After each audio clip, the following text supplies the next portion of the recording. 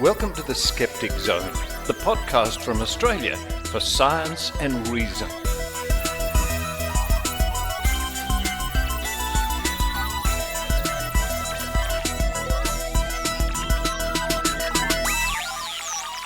Yes, it's the Skeptic Zone podcast, episode number 754 for the 19th of March, 2023. Richard Saunders coming to you from a really hot and muggy Sydney, Australia. Wow, what a change it's been over the last few days for me to leave a mostly rainy and cold California in the San Francisco area to come to a stinking hot Sydney, Australia. And from what I understand, for the most of the time I've been away, it's been something like an extended summer, an extended hot weather session here in Australia. So to all my friends up and down the coast in Australia, all over Australia, who've been experienced this stinking hot weather, I can now truly sympathize with you. And a big shout out to my teacher friends too, who I know some of whom have been teaching in very hot classrooms. And I always like to support teachers. And it's not a great story when you have to teach a room full of kids and you're all dripping with sweat because of the heat. But enough about the weather report coming up on this week's show. Another look into the wiki projects. This time, Adrienne Hill looks at the folklore project, Wiki Folklore. Folklore, myth, stories, all very interesting stuff, and we'll discover what people have been looking up on Wikipedia when it comes to folklore. You can count on Adrienne, and I'll be counting on Adrienne soon because I'll finally get to meet Adrienne in person. We've been working together for some years, but she's in Sydney, and she'll be speaking at Sydney Skeptics in the Pub on Thursday night here in Sydney. Looking forward to that. Also on this week's episode, we look at an interesting book, and I just had it with me. Here it is, over here. Published in 1988, a book written by James Randi called The Teachings of Carlos. This was part of the press kit given out to the media during the Carlos Hoax. And it's a fascinating book. I'll be reading some of the teachings of Carlos, who was, of course, the ancient spirit channeled through Jose Alvarez at the time. A great classical hoax in Australian media history. Then to round off the show, we look at something that you could be forgiven for thinking was another hoax, Therapeutic Touch. But plenty of people still to this day believe in Therapeutic Touch. This is the idea that you can wave your hands over somebody. It's sort of like Reiki in a way. And mystical energies are channeled, if I can use that word, through you to the patient. And sadly, a lot of nurses, not all of course, but a lot of nurses have fallen for this hoax over the years. Well, that's enough for me at the moment. It's somewhere between 4 and 5 o'clock in the morning because of jet lag. I'm up very early, but I do beat the birds, the dogs, and the planes that fly over the studio. Not the dogs, they don't fly over the studio, but they bark outside sometimes. Anyway, it's time for me to run downstairs. Let me see. What will I have? Vegemite on toast, of course. While I do that, I hope you enjoy the Skeptic Zone.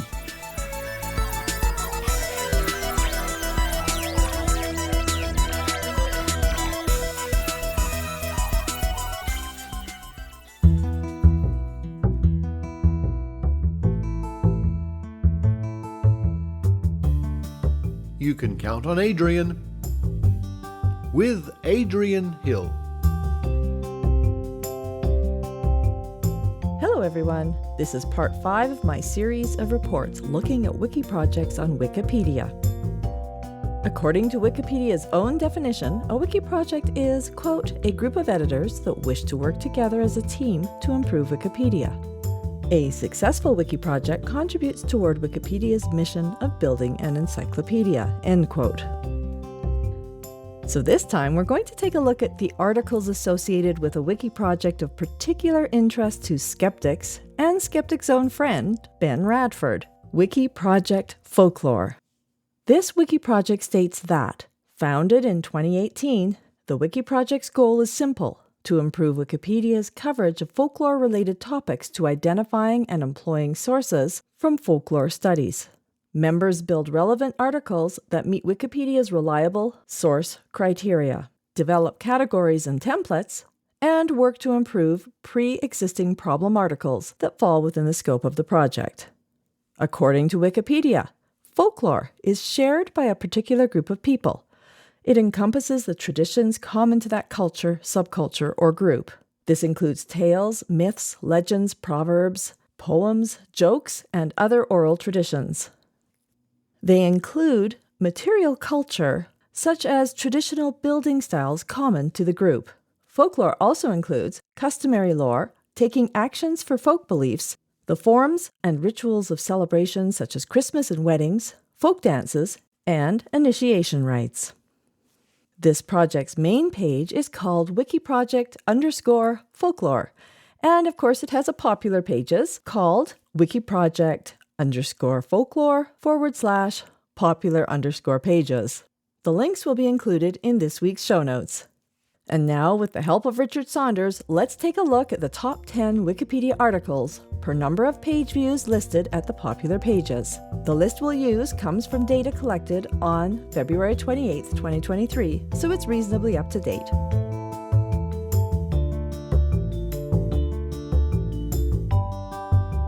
At number 10 on the list, with a daily average of 3,083 views, is Bigfoot. Now, we've covered this page before in this series, but to briefly recap, Bigfoot, also commonly referred to as Sasquatch, is a purported ape-like creature said to inhabit the forests of North America. Many dubious articles have been offered in attempts to prove the existence of Bigfoot, including anecdotal claims of sightings, as well as alleged video and audio recordings, photographs, and casts of large footprints, some of which are known or admitted hoaxes. At number 9 on the list, with a daily average of 3,211 views, is 1001 Nights. According to its wiki page, 1001 Nights is a collection of Middle Eastern folktales compiled in Arabic during the Islamic Golden Age. It is often known in English as the Arabian Nights, from the first English language edition, 1706 to 1721, which rendered the title as the Arabian Nights Entertainment. The work was collected over many centuries by various authors, translators, and scholars across West Asia, Central Asia, South Asia, and North Africa. Some tales trace their roots back to ancient and medieval Arabic, Egyptian, Sanskrit, Persian, and Mesopotamian literature. Common to all the editions of the Nights is the framing device of the story of the ruler Shahryar being narrated the tales by his wife Scheherazade, with one tale told over each night of storytelling. The stories proceed from this original tale. Some are framed within other tales, while some are self-contained. Some editions contain only a few hundred stories, while others include 1,001 or more.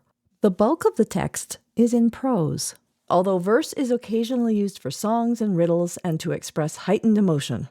Most of the poems are single couplets or quatrains, although some are longer. Some of the stories commonly associated with the Arabian Nights, particularly Aladdin's Wonderful Lamp and Ali Baba and the 40 Thieves, were not part of the collection in its original Arabic versions, but were added to the collection by Antoine Galland after he heard them from the Syrian Maronite Christian storyteller Hannah Diab on Diab's visit to Paris. Other stories, such as The 7 Voyages of Sinbad the Sailor, had an independent existence before being added to the collection. At number 8 on the list, with a daily average of 3,236 views, is a list of Greek mythological figures. According to its wiki page, the following is a list of gods, goddesses, and many other divine and semi-divine figures from ancient Greek mythology and ancient Greek religion. Immortals. The Greeks created images of their deities for many purposes. A temple would house the statue of a god or goddess, or multiple deities, and might be decorated with relief scenes depicting myths. Divine images were common on coins. Drinking cups and other vessels were painted with scenes from Greek myths.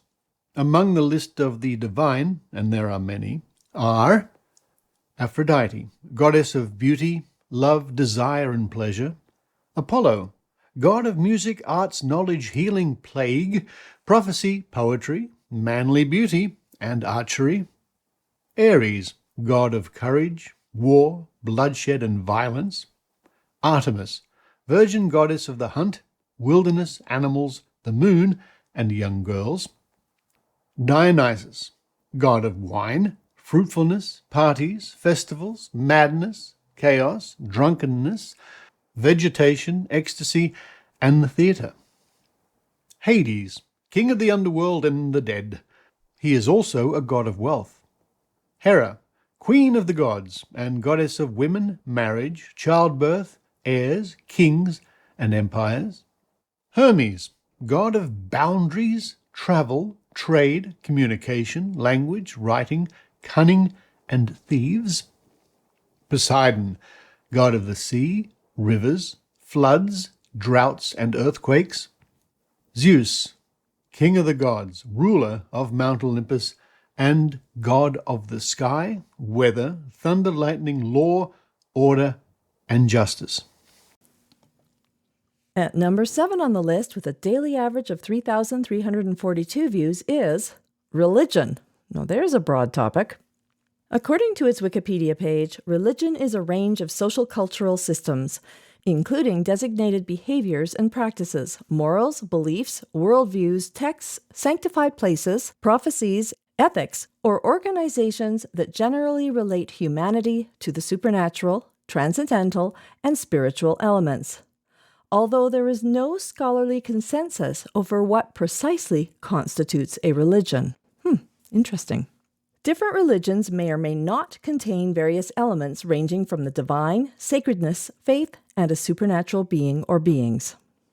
Religious practices may include rituals, sermons, commemoration or veneration of deities or saints, sacrifices, festivals, feasts, trances, initiations, matrimonial and funerary services, meditation, prayer, music, art, dance, and or public service. Religions have sacred histories and narratives, which may be preserved in sacred texts, symbols, and holy places that primarily aim to give life meaning. Religions may contain symbolic tales that may attempt to explain the origin of life, the universe, and other phenomena. Some followers believe these to be true stories. Traditionally, both faith and reason have been considered sources of religious beliefs. There are estimated 10,000 distinct religions worldwide, though nearly all of them have regionally based relatively small followings. 4 religions, Christianity, Islam, Hinduism, and Buddhism, account for over 77% of the world's population, and 92% of the world either follows one of those 4 religions or identifies as non-religious, meaning that the remaining 9,000 plus faiths account for only 8% of the population combined. The religiously unaffiliated demographic includes those who do not identify with any particular religion, atheists, and agnostics, although many in the demographic still have various religious beliefs. A portion of the population, mostly located in Africa and Asia, are members of new religious movements. Scholars have indicated that global religiosity may be increasing due to religious countries having generally higher birth rates. The study of religion comprises a wide variety of academic disciplines, including theology, philosophy of religion, comparative religion, and social scientific studies. Theories of religion offer various explanations for its origins and workings, including the ontological foundations of religious being and belief. At number 6 on the list, with a daily average of 3,731 views, is a list of cryptids. Now, we've covered this page in this series before, but to briefly recap, cryptids are animals that cryptozoologists believe may exist somewhere in the wild, but are not recognized by science. Cryptozoology is a pseudoscience, which primarily looks at anecdotal stories and other claims rejected by the scientific community. While biologists regularly identify new species following established scientific methodology, cryptozoologists focus on entries mentioned in the folklore record and rumour. At number 5 on the list, with a daily average of 4,471 views, is Moses. According to his Wikipedia page, Moses is considered the most important prophet in Judaism and one of the most important prophets in Christianity, Islam, the Druze faith, the Baha'i faith, and other Abrahamic religions. According to both the Bible and the Quran, Moses was the leader of the Israelites and lawgiver to whom the authorship, or, quote, acquisition from heaven, quote, of the Torah, the first 5 books of the Bible, is attributed. According to the book of Exodus, Moses was born in a time when his people, the Israelites, an enslaved minority, were increasing in population, and, as a result, the Egyptian pharaoh worried that they may ally themselves with Egypt's enemies. Moses' Hebrew mother, Jochebed, secretly hid him when Pharaoh ordered all newborn Hebrew boys to be killed in order to reduce the population of the Israelites. Through Pharaoh's daughter, identified as Queen Bithiah in the Midrash, the child was adopted as a foundling from the Nile and grew up with the Egyptian royal family. After killing an Egyptian slave master who was beating a Hebrew, Moses fled across the Red Sea to Midian, where he encountered the angel of the Lord, speaking to him from within a burning bush on Mount Horeb, which he regarded as the mountain of God. God sent Moses back to Egypt to demand the release of the Israelites from slavery. Moses said he could not speak eloquently, so God allowed Aaron, his elder brother, to become his spokesperson. After the 10 plagues, Moses led the exodus of the Israelites out of Egypt and across the Red Sea, after which they based themselves at Mount Sinai, where Moses received the 10 Commandments. After 40 years of wandering in the desert, Moses died on Mount Nebo at the age of 120, within sight of the Promised Land. Generally, scholars see Moses as a legendary figure, whilst retaining the possibility that Moses or a Moses-like figure existed in the 13th century BCE. Rabbinical Judaism calculated a lifespan of Moses corresponding to 1391 to 1271 BCE. Jerome suggested 1592 BCE, and James Ussher suggested 1571 BCE as his birth year. At number 4 on the list, with a daily average of 4,775 views, is Ragnar Lodbrok. According to his wiki page, Ragnar Lodbrok, Ragnar Hairy Breeches, according to legends, was a Viking hero and a Swedish and Danish king. He is known from Old Norse poetry of the Viking Age, Icelandic sagas, and near-contemporary chronicles. According to traditional literature, Ragnar distinguished himself by conducting many raids against the British Isles and the Holy Roman Empire during the 9th century. He also appears in Norse legends, and according to the legendary sagas Tale of Ragnar's Sons and a saga about certain ancient kings, Ragnar Lodbrok's father has been given as the legendary king of the Swedes, Sigurd Ring, whereas Ragnar's sons, Ivar the Boneless, Halfdan Ragnarsson, Bjorn Ironside, Ubbe, and Sigrid Snake in the Eye, historical figures, opinion regarding their father is divided. Contemporary academia regards most of the stories about him to be fiction. At number 3 on the list, with a daily average of 4,905 views, is Lucifer. According to his Wikipedia page, Lucifer is one of various figures in folklore associated with the planet Venus. The entity's name was subsequently absorbed into Christianity as a name for the devil. Modern scholarship generally translates the term in the relevant Bible passage, Isaiah 14:12, where the Greek Septuagint reads as morning star or shining one, rather than as a proper noun, Lucifer, as found in the Latin Vulgate. As a name for the devil in Christian theology, the more common meaning in English, Lucifer is the rendering of the Hebrew word Halel in Isaiah, given in the King James Version of the Bible. As a name for the planet in its morning aspect, Lucifer, or light bringer, is a proper noun and is capitalized in English.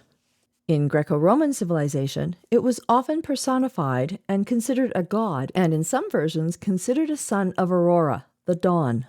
A similar name was used by the poet Catullus for the planet in its evening aspect as Noctifer or Nightbringer. At number 2 on the list with a daily average of 7,587 views is The Back Rooms. According to its wiki page, The Back Rooms is an online urban legend originating from a creepypasta posted on the 2019 4chan thread. One of the most well-known examples of the internet aesthetic of limited spaces, which depicts usually busy locations as unnaturally empty. The Back Rooms was first described as a maze of empty office rooms that can be only entered by non-clipping out of reality. As its popularity grew, internet users expanded upon the original concept by creating different levels and entities which inhabit the back rooms. Fan-made video games, collaborative fiction wikis, and YouTube videos have also been created. A series of horror shorts created by YouTuber Kane Pixels in 2022 is credited with popularizing Backrooms content on the platform, and he is slated to direct a film adaptation of his Backrooms videos.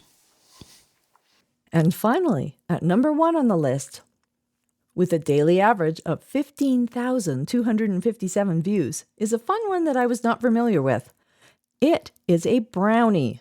According to its Wikipedia page, a brownie, or brownie for Scots, also known as a bruneg or grugach in Scottish Gaelic, and I probably didn't pronounce those very well, is a household spirit or hobgoblin from Scottish folklore that is said to come out at night while the owners of the house are asleep and perform various chores and farming tasks. Ooh, I think I'd like to have one of those in my house. The human owners of the house must leave a bowl of milk or cream or some other offering for the brownie, usually by the hearth. Brownies are described as easily offended and will leave their homes forever if they feel they have been insulted or in any way taken advantage of. Brownies are characteristically mischievous and are often said to punish or pull pranks on lazy servants. If angered, they are sometimes said to turn malicious, like boggarts. Maybe I don't want to have one of those. Brownies originated as domestic tutelary spirits, very similar to the lairs of ancient Roman tradition. Descriptions of brownies vary regionally, but they are usually described as ugly, brown-skinned, and covered in hair. In the oldest stories, they are usually human-sized or larger. In more recent times, they have come to be seen as small and wizened. They are often capable of turning invisible, and they sometimes appear in the shapes of animals. They are always either naked or dressed in rags. If a person attempts to present a brownie with clothing, or if a person attempts to baptize him, he will leave forever. Although the name brownie originated as a dialectal word used only in the UK, it has since become the standard term for all such creatures throughout the UK and Ireland. Regional variants in England and Scotland include hobs, silkies, and eurigs. Variants outside England and Scotland are the Welsh bubach and the Manx fenodry. Brownies have also appeared outside of folklore, including in John Milton's poem L'Allegro. They became popular in works of children's literature in the late 19th century and continue to appear in works of modern fantasy. The brownies in the Girl Guides are named after a short story by Juliana Horatia Ewing based on brownie folklore. Well, that one tested my pronunciation skills, and I apologize for mispronouncing many things, I am sure, in that last one.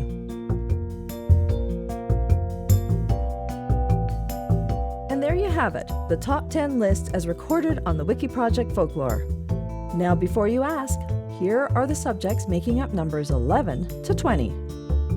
The Jinn, Phoenix, Chupacabra, Loch Ness Monster, Wendigo, Robin Hood, Dragon, Baba Yaga, Halloween, and Vampire. In the next segment, I'll be looking at a really fun project called Wikipedia Alien. And I love that the page has a completely green background. Who said Wikipedia editors have no fun? But for now, this is Adrienne Hill signing off from Canada.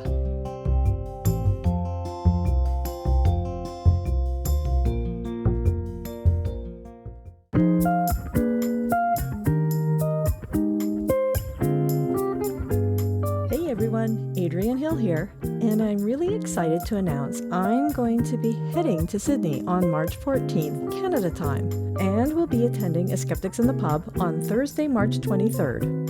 Hopefully, I'll be over the jet lag by then, and I will be fully awake for my talk, which I have titled Skepticism and Syntax, Being a Wikipedia Guru with Giggles and Gumption. Join me to walk through my journey to becoming a skeptical activist, from my first behind-the-scenes work with the guerrilla skepticism on Wikipedia not-so-secret cabal, to snickering on the Skeptic Zone podcast. Join me for discussions on haunted houses, medical pseudoscience, psychics, and silly stories. Giggling guaranteed. And that's at the Occidental Hotel on Thursday, March 23rd at 6 p.m. in Sydney. Details can be found at meetup.com/AUST Skeptics. Hope I see you there.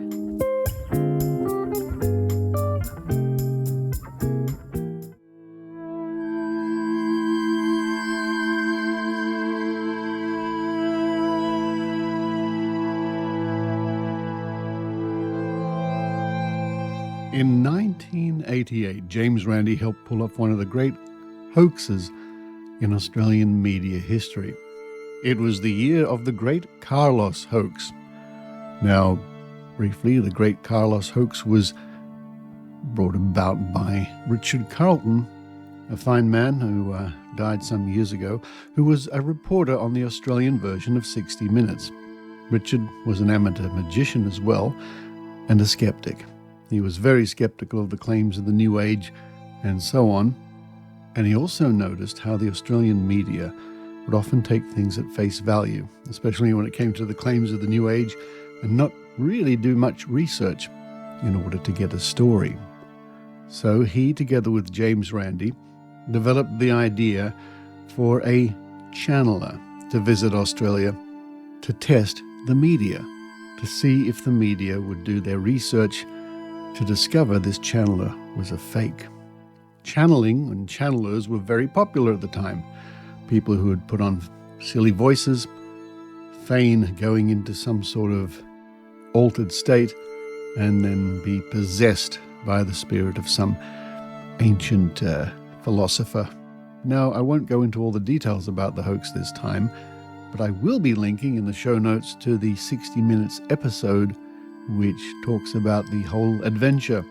I remember at the time watching this episode of 60 Minutes because they said they would have new information about Carlos, the great channeler who was visiting Australia and caused a media storm. It was a big story. Then revealed on 60 Minutes that it was all a hoax. It was quite something. Anyway, I encourage you to go to the link in the show notes and you can watch the whole episode about Carlos.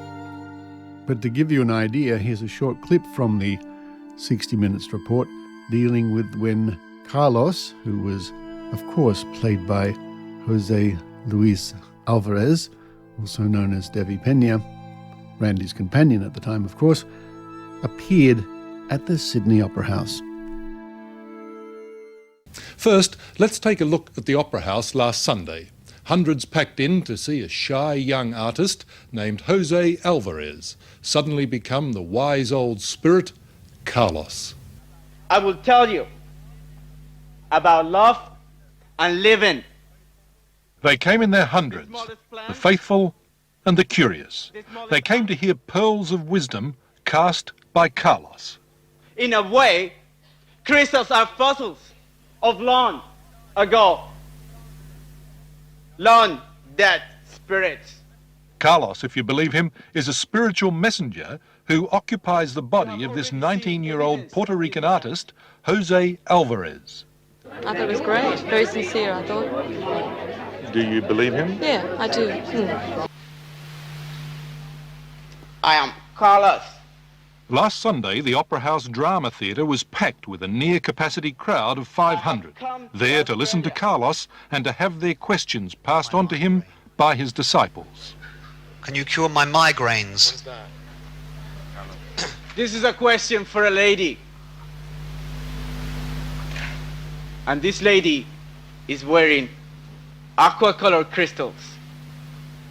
But they are only glass. If they were real crystals, she will not have this migraine.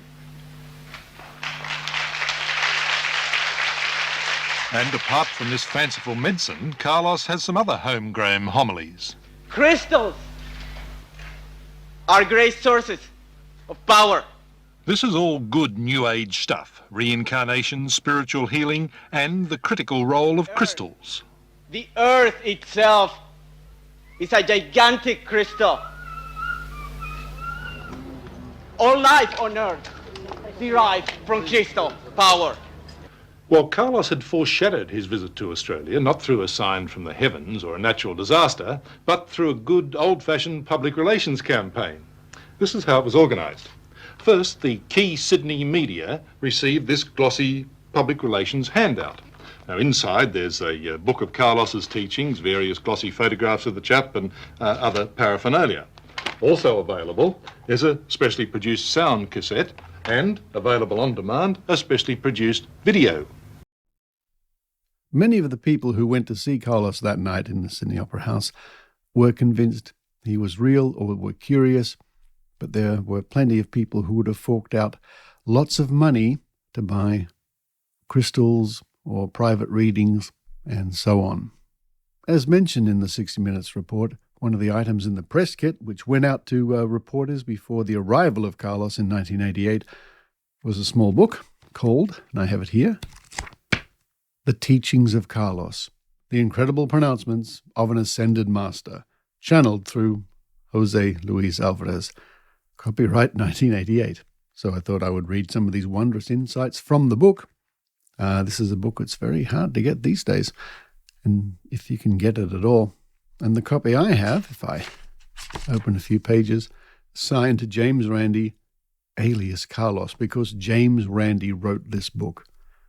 James Randi wrote all this, what you'll hear. So a few pages here on the first page it says, I am Carlos. I have come to you from many past incarnations. I have a great lesson to teach you. Listen carefully, read carefully, think carefully. The truth is here. The Teachings of Carlos. And then it says, this book is dedicated to all thinking persons. This is actually James Randi putting here and there through it that you have to think, please think, think, think. It was sort of, how would you say it, a cryptic message. Page 5. You see, all the questions are always the same question. Why are we here in this persuasion? Is this the only, the be-all existence? Who is my servant? Who is my slave? Who is my master? Will there be a continuance, a self-generated and self-generating oneness after this phase? Does anyone know, does anyone even suspect, the ultimate truth of our being and the higher being? The answer is always the same. It is, who can say what is the one answer? There are many answers to any question, and all the answers are right answers. It is so. Do you see? James Randi told me years and years and years and years later that he wrote this book. He tried to emulate the style of New Age double talk, mumbo jumbo, nonsense. Now, the book itself is 62, 3, 67, 60, 65 pages long, so just a selected few of the teachings of Carlos to give you a flavor. Page 11. This section is taken from the Chicago appearance, September the 5th, 1987, and is freely extracted by the editor. Now, another note, of course, Carlos never appeared at the places claimed in the book. That was part of the hoax played on the Australian media. The seekers answered, Seeker, how may I become closer to the Godhead? Carlos, to become closer, just this. You have already been everywhere. You are not close. You cannot admit that to yourself. When you say closer, it means that you are already there. You have always been. It has always been that way. Coming closer is done by knowing that you are not there. Nothing that happens after that will prove the fact. As you can see, it's just word salad. That was the phrase I was trying to get to before. Gibberish, it's word salad. It's New Age meanings and sentences and phrases. Page 23. Seeker. What is the difference between a god and a man? Carlos. A man is subject to rules, but even a god must obey the wishes of others and of some divine plan. You can never take away his knowledge, nor make him ignorant, but he can be controlled. You yourself are the servant of the divine planners that chafe watching you in that role. That plan is not your creation. You see, one created the other. It is for you to determine whether you will become, that is, be the creator or not. Do you see? And later on in the book, on page 29, we have a section called The Words of Carlos. On page 34, for example, if there were one thing only that I would want to leave with you, it is this. Look within, look around, look underneath. You will find it. You can imagine Randy sitting at his computer at the time, just writing all this. Page 43. A leaf is not a tree. Without many leaves, a tree dies. Without one leaf, the tree can live. Without many one leaves, the tree dies. But can a leaf live without the tree? No. The answer is simply no. Trying to make sense of that, huh? Page 48. Do you believe in devils? If devils, why not angels? Are the two so very different? No. Both are your own creations. Without your imagination, neither would exist. From a need for easy explanations, you brought forth these inventions. Good and evil are abstract, comparative terms that only take absolute value, if they ever do, when compared with one another. It's so funny reading this, knowing that Randi was behind it all. Page 56. And what happens in freedom? Assessment? Never. You never assess that which is termed a new ideal, a new opportunity, a new direction, a new expression. This is not a time to become. By retaining the obstacles we allow, the winds of freedom will come forth. This is just beautiful word salad, isn't it? Page 59. Do the law. Resist not the rulers when their laws provoke you. Give voice, if needed. Make your words reach the heavens, and perchance the rulers will hear those words on their way past them. Rulers cannot hear, sometimes. Repeat your phrases. Repeat your phrases. Randy. Sensible or not, phrases often enough repeated will be heard by the chemical process. But the law is not all. The law is all. On the back cover, there's a picture of Carlos holding a crystal and written, "The wisdom of the ages is in this book." The entity known as Carlos, a very old soul who has undergone 170 transitions, is now an ascended master of rare ability. And in these pages, he takes the reader through philosophical avenues that delight, puzzle, and inspire. Here are the answers to some of the strangest questions that can be posed: the nature of truth, the future of mankind, and devastating commentaries on modern lifestyles are expressed without fear. Direct, easy-to-read statements of profound meaning dazzle the reader on every page. Basic truisms that have escaped discussion are now developed fully for the earnest student of channeling. Read this book and obtain an insight into the New Age movement that is currently taking hold all over the world. No other book will express or explain more fully the true nature of this phenomenon and its millions of followers and scores of working gurus. The entity Carlos is a unique personality, channeled through an American-born artist named Jose Luis Alvarez. Carlos is available through Alvarez for private consultations and advising sessions. So there we go, a look at the book, The Teachings of Carlos. Honestly, I don't think there are many copies of this now in existence. The Teachings of Carlos. And those lessons still hold something for us to this day.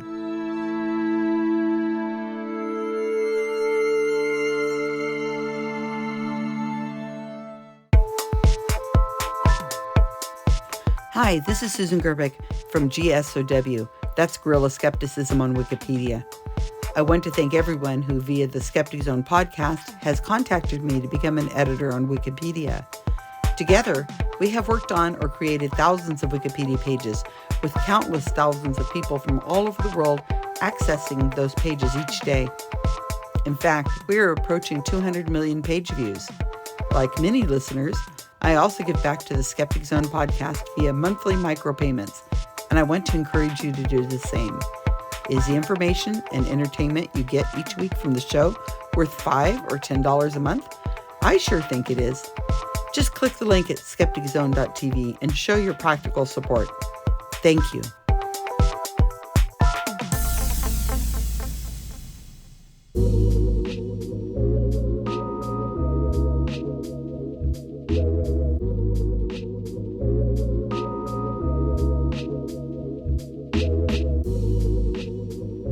Time once again to dive back into those pages at Trove.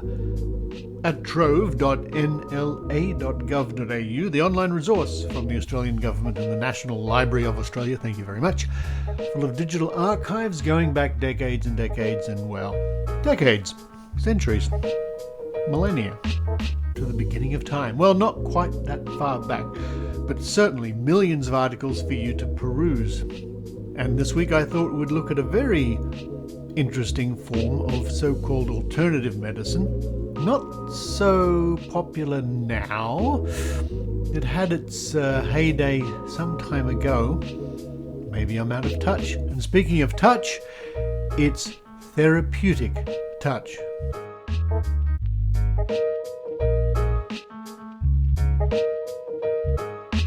What is Therapeutic Touch? Well, according to Wikipedia, Therapeutic Touch, commonly shortened to TT, known by some as Non-Contact Therapeutic Touch or NCTT, is a pseudoscientific energy medicine which practitioners claim promotes healing and reduces pain and anxiety.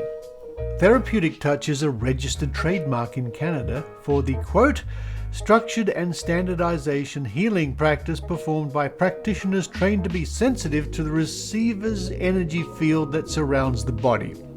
No touching is required. Practitioners of Therapeutic Touch state that by placing their hands on or near a patient, they are able to detect and manipulate what they say is the patient's energy field. One highly cited study designed by the then 9-year-old Emily Rosa and published in the Journal of the American Medical Association in 1998 found that practitioners of Therapeutic Touch could not detect the presence or absence of a hand placed a few inches above theirs when their vision was obstructed. Simon Singh and Edzard Ernst concluded in their 2008 book Trick or Treatment that, quote, the energy field was probably nothing more than a figment of the imaginations of the healers, end quote. The American Cancer Society noted, quote, available scientific evidence does not support any claims that TT can cure cancer or other diseases, end quote. A 2004 Cochrane review found no good evidence that it helped with wound healing, but the authors withdrew it in 2016, quote, due serious concerns over the availability of included studies, end quote. Now this page goes on to talk about the origins of therapeutic touch, and later on it talks about therapeutic touch and nursing education. SoCal in 2006 reported generally accepted estimates of over 80 colleges and universities spread over 70 countries where therapeutic touch is taught, as well as some 80 hospitals in North America where it is practiced. Owen Hammer and James Underdown from the Independent Investigations Group examined nursing standards in California, where the California Board of Registered Nursing, CBRN, can award registered nurses taking classes in therapeutic touch with continuing education units, required for licensure renewal. In 2006, Hammer and Underdown presented the board with the scientific evidence refuting the validity of therapeutic touch as a legitimate treatment, but the board did not change its policy.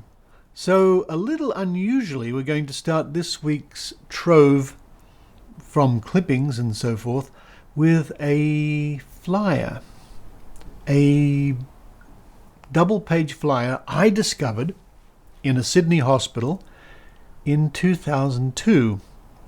And as is my habit, I collected this, or at least made a photograph of it for the Skeptical Archives.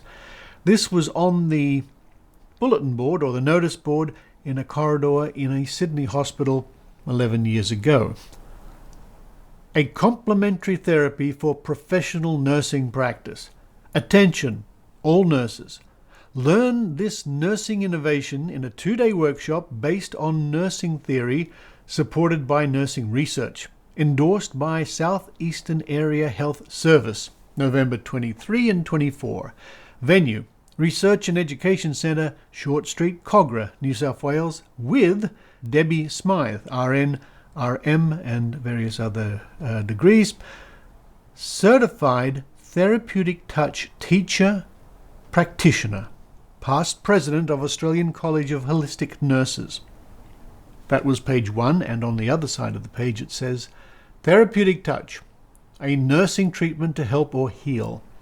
Registered nurses are becoming more aware of the need to develop a range of caring strategies that will enable them to meet the healing needs of their patients holistically. Therapeutic Touch, TT, is a non-invasive nursing intervention that is able to meet the needs of both the patient and the nurse in this way. TT is supported by the Royal College of Nursing, New South Wales Nurses Association, and South East Area Health Service. TT was initially developed and taught by Dr. Dolores Krieger, a nurse and professor of nursing at New York University. Since then, it has been taught and practiced by nurses in the United States of America and Canada for many years, and more recently, Australia and New Zealand. This course will also develop the skills necessary to begin the practice of TT in a variety of clinical settings.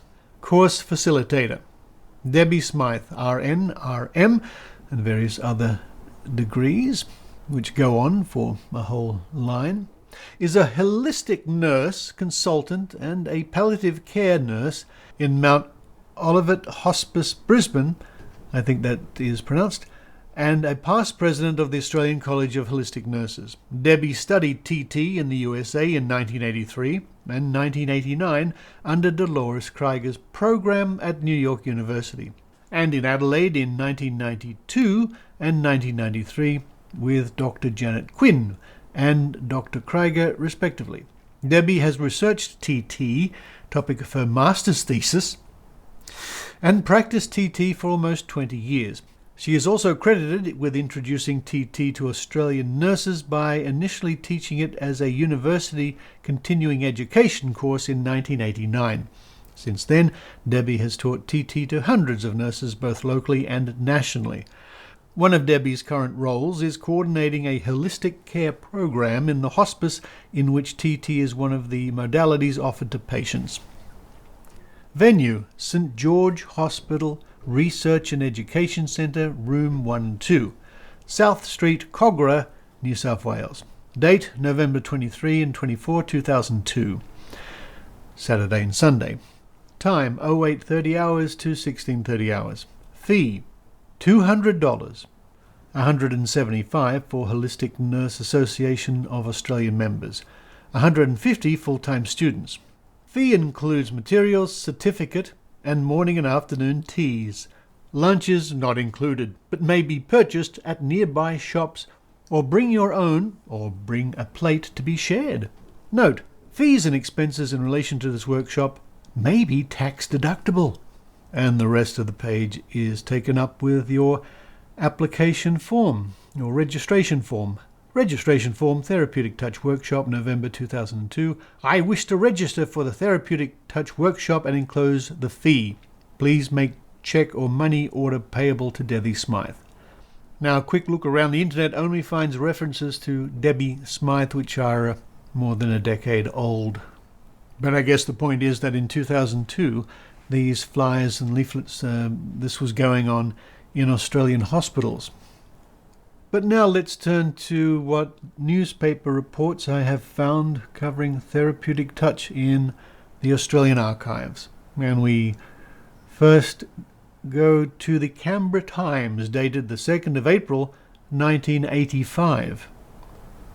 Under the heading Medicine, Laying on of Healing Hands Revived by Jane E. Brodie in New York. The use of human hands to heal the sick, an ancient practice largely dismissed by modern scientific medicine as mystical mumbo-jumbo, is being revived by nursing researchers who say their studies show that nearly all people can learn to promote healing with their hands. The researchers report they have detected distinct physiological effects from using a modified version of, quote, laying on of hands, end quote, called Therapeutic Touch.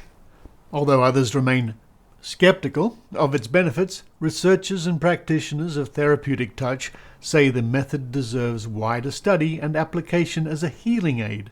Among its observed effects have been the relief of pain, reduced anxiety, increases in the amount of oxygen-carrying hemoglobin in the blood, and changes in brain waves indicative of relaxation.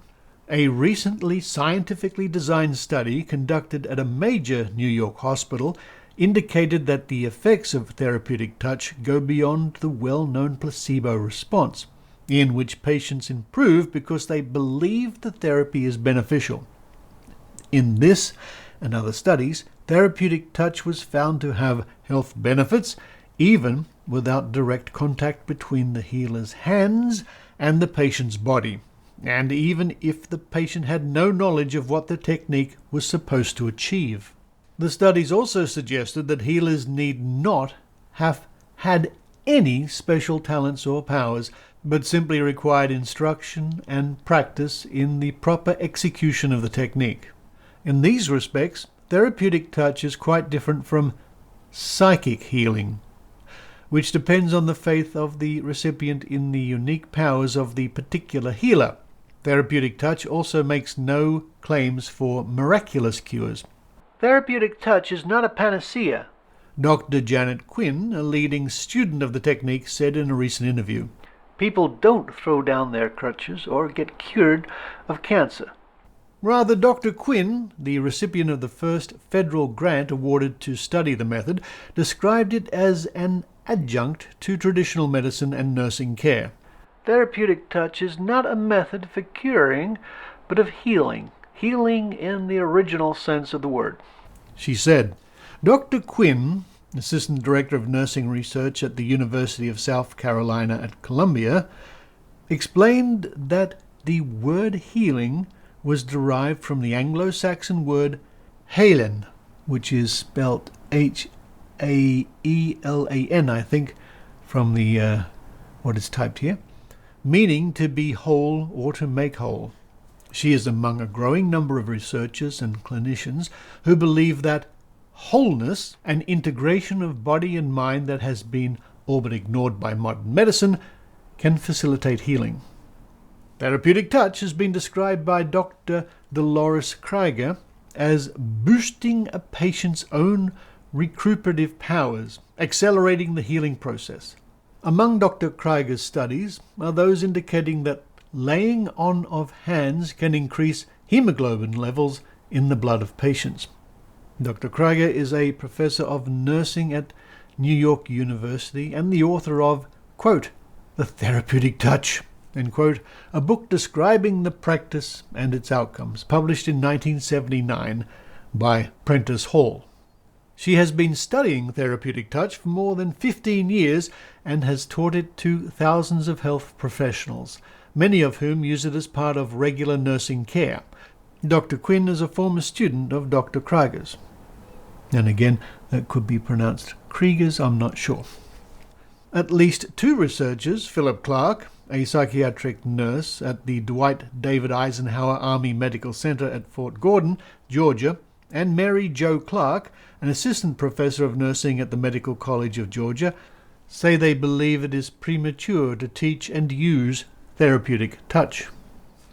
In an article last year in the journal Nursing Research, they wrote that while the technique, quote, does excite interest, end quote, it will, quote, never gain professional credibility without clear objective evidence to support it, end quote. In their view, most of the studies before Dr. Quinn's had methodological flaws that could invalidate the findings. Dr. Quinn said clinical use of therapeutic touch had expanded rapidly despite the absence of a large body of scientific research and a lack of understanding of how it actually worked. Because it has been difficult to get funds to study therapeutic touch, most current uses of the technique are based mainly or entirely on clinical experience rather than well-designed scientific experiments. For example, the technique is often used in newborn nurseries to aid premature babies with respiratory problems. Very brief therapeutic touch without actually making contact with the baby apparently relaxes the baby enough so it can bring more oxygen to body tissues, Dr. Quinn said. She added, doctors will often say to the nurse, who knows therapeutic touch, go do that, baby. Noting that this is just anecdotal clinical evidence, Dr. Quinn said the phenomenon now needed to be studied scientifically. New York Times through Australian Associated Press. There wasn't so much, in the archives of the newspapers. It did crop up a little bit, but not very much at all. But here is another reference, again from the Canberra Times, dated the 12th of July 1993, in a column called It's All in the Mind, TV Previews by staff reporters. Even the most skeptical of viewers should be curious about the mysteries of the mind. The program, which at first seems all about psychics and mind connection, has far more depth than that. The first clue to this is the host, David Suzuki. Although not always the most conventional scientist, he is credible. The Mysteries of the Mind examines the anomalies which are thrown up by psychic events. Although the program moves from the bizarre to the believable, if you can get past your own doubts for the first 20 minutes, the show poses a number of fascinating questions via science. David Suzuki first introduces a murder investigation from Canada. The police had run out of clues and in desperation enlisted the help of a psychic. She was able to solve the case. We are also shown the results of a healing therapeutic touch experiment. The experiment was designed to demonstrate that there is more to touch healing than positive psychological effects. It seems convincing, but as our host is quick to point out, the experiment has not been replicated. David Suzuki talks to academics asking why people are so interested in psychic phenomena, then looking at independent studies of psychic phenomena. The Mystery of the Mind then explains a little about quantum physics.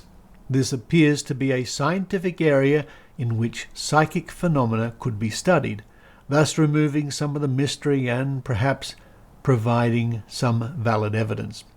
Drawing on the opinions of academics from such famous institutions as Princeton University, The Mystery of the Mind produces some interesting conclusions. Even the most skeptical viewers will find themselves wondering if there is justification for more serious independent research in this area. The Mystery of the Mind screens on Thursday at 8:30 p.m. on SBS. Nicole Brown. And finally, a little advertisement here from 1999 on the 28th of September in the Western Tyres, whatever that publication was or is, in Tasmania. And the ad reads, "Experience the therapeutic touch of Reiki, combined with crystal healing, or have a palm reading to check your direction in life. Qualified practitioner, reasonable rates." What I find very interesting reading these accounts, and that's why it's so important to have archives and why Trove is so important, is to see what people thought at the time of what we now know to be blunt, quackery, things that don't work. History has borne out the fact, has shown us that these things don't work. There would be still people today who practice therapeutic touch, no doubt. But after decades and decades, if the evidence still is not forthcoming, I think that is a major clue. Also, you just don't hear much about these things anymore, like therapeutic touch. Again, that's not to say they've gone away entirely.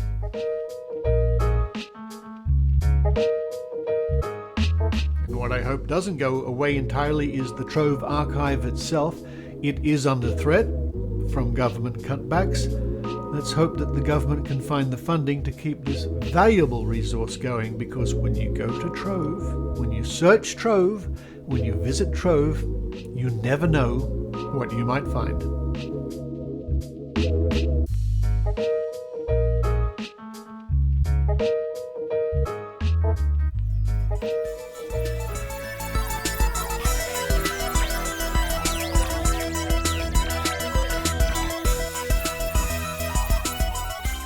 Thank you for listening to the Skeptic Zone, and I hope I get to meet you at Sydney Skeptics in the Pub this Thursday night with our special guest speaker, Adrienne Hill.